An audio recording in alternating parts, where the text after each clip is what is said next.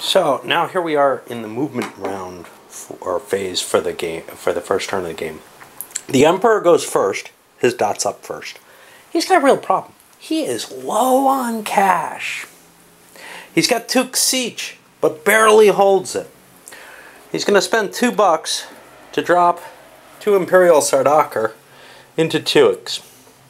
This is sort of the best he can do. That money goes to the guild. Great. But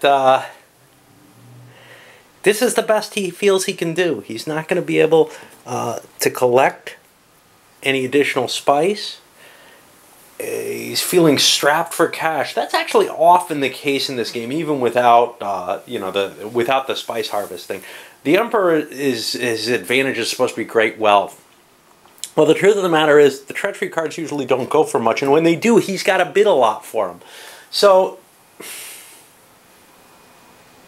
he usually seems to drain his money, and because he doesn't have stuff on the board, it's sometimes tough to make a quick grab for spice.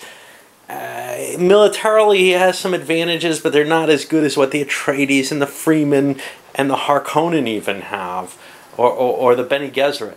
So I have always felt the Emperor is kind of a weaker power. Anyway, here we're seeing him trying to entrench. He's got a problem with 2 siege. Now we're coming up to the Freemen, and here comes the big question. A, what do? They can't do much. They can bring reinforcements in at Siege Tabar, but I believe they're only allowed to land 1 group, right? Yep. Well, it's not landing. It's coming from the other side of Dune. Or they can set themselves up so they can take either Tukes or Habana Urge. And at this point, other people are saying, hold on a minute, because they want to think, do they want to declare Canley? Do they want to threaten Canley against the Freemen?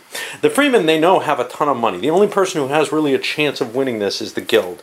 The Guild has quite a pile. They would also be able to commit 10. Other people might have the 10. Harkonnen have 8. Bene Gesserit 5. Atreides have 10 sitting over there. But that would wipe them out. The Guild doesn't have anything on the board, but they do have the ability to Canley. But they're not going to take it here. Their feeling is, if the Freemen go in here, that gives them a good shot at Siege Tabar. What we're going to see is the Freemen bring in, and this is kind of an expensive act, the rest of their units at Siege Tabar. It's within 2 of the Great Flat, so they can do that. They are not going to make their attack. What they're going to do, got 8 here. They can collect 3 per, I believe, because of the Ornithopters. So they're going to send just 3 units. One. And they can't go through the storm. Oh, they can't make it here, I don't think.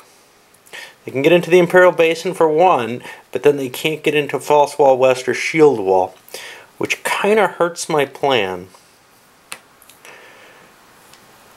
They have the Ornithopters.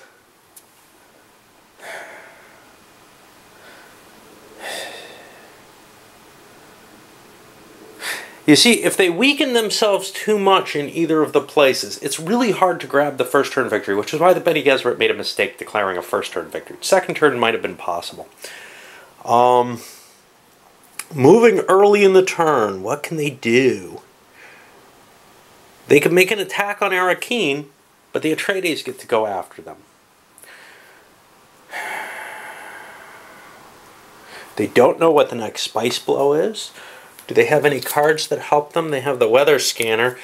They can have that card taken out of the game, but they don't want to do that quite yet. They don't really have a good option. I don't feel like they have the ability to attack anywhere easily. They would like to collect this money, but they can't reach any of these. If they didn't bring these extra troops into Siege Tabar, they might lose Siege Tabar. And they certainly don't want to bring the Fadakin somewhere else.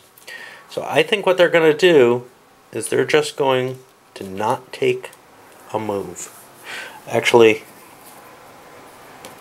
I'm going to move some units into the Polar Sink. Everybody can coexist in the Polar Sink. You can't be attacked there. It weakens their position in Arakeen, but puts them in a place where they can maybe grab some spice later. They don't have the easy ability to get here. Other people could do their troop landing there. It costs twice as much as in a city, but they can do their troop landing there and grab the spice. 3 guys is a good amount for collecting spice. So now we'll go on to the Atreides. Oops, jumping back to fix something. When I landed down at Tuksich, the Bene Gesserit got a piece down there to coexist. They don't get that with the way the Freemen bring troops on the board. It's got to be a landing. We're on the Atreides now, or House Agamemnon. Tough call here too. Do you want to land down here in the Minor Erg or the Red Chasm and try to grab some stuff? Getting additional spice would be very valuable. I don't think they have a chance. So you immediately start going through things. Well, can they land in Tuksich? Sure. If they could beat the Emperor there, they win. The Emperor has no money. The Emperor has no clothes. That's appealing. For the Freemen have tons of money. I don't have a lot of cards. I know the Emperor has a laser gun. Oops, I shouldn't have given them that.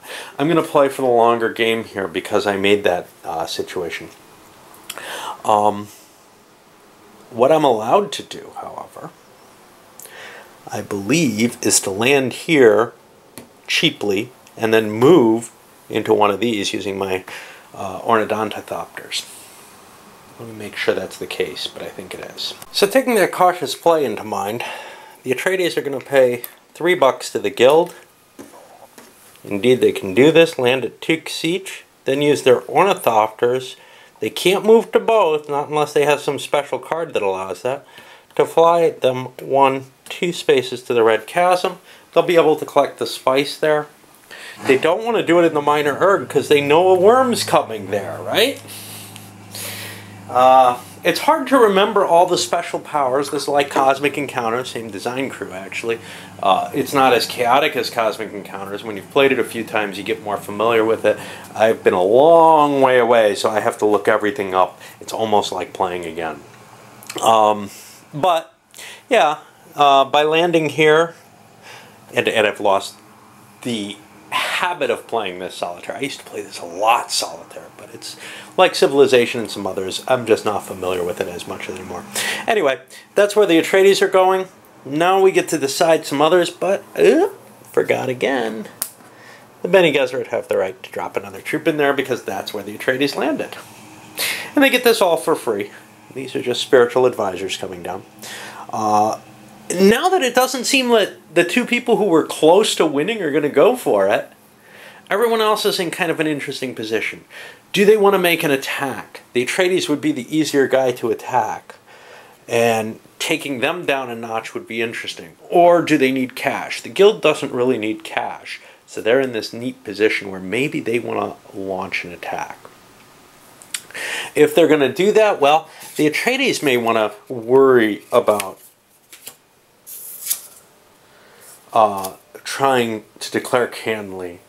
You only get 1 Canly per turn that you can declare. I generally like to avoid doing them until it's a game-winning situation or something really vital where I can protect a territory by avoiding it. So I'm not going to do that. I feel like I've got a fair force there, so we'll play mainly the base game here. Alright, the guild does the same thing. Yeah, the Bene Gesserit again. Landing in Tuksich, they only have to pay half cost to land, 2 money, and then they sail over to the Minor Erg to grab the spice from there. They have a ton of spice. They don't really need this, but spice is always good. You know, they don't have the hand of cards that they need to fight. Now we're coming to the first person with a big hand. This is the Harkonnen. They have a shot. And I gotta think real carefully whether anybody's gonna, again, Canly against them. They don't have a ton of money though. They only have $8. So it's tough to make a land and an attack with that little money, right? Because if he wants to land 8 units, that costs him $8. Now his 8 units are only worth 4. So my feeling is he doesn't want to fight unless he has a guaranteed win hand, which I don't think he does. What does that mean? Does that mean he stays back? Or does that mean he goes for one of these minor battles against either the guild or the Atreides? Tough to say. I think he's going to probably hold back.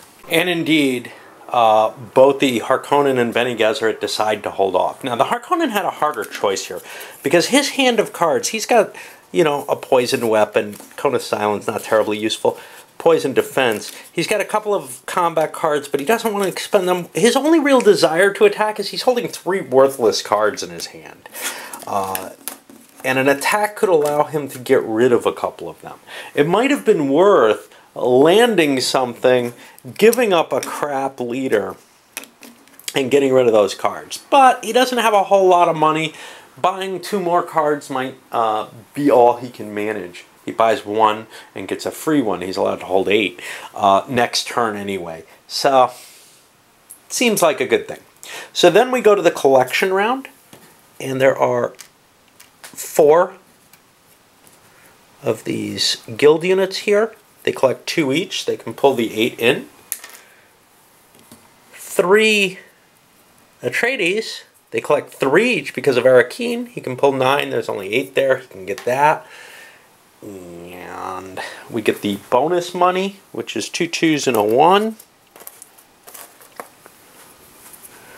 $2 to the Freeman for Carthage, $2 to the Atreides for Arakeen, and $1 to the Emperor for Tuxeach. And notice the Bene Gesserit have a little pile there, but it's not really in play. They're just coexisting. They're not worried. That's the end of the first turn. We'll be going into the second turn, and I'll load this video up. Some of the other videos may cover more than 1 turn, actually. I'm not sure. All right, onward.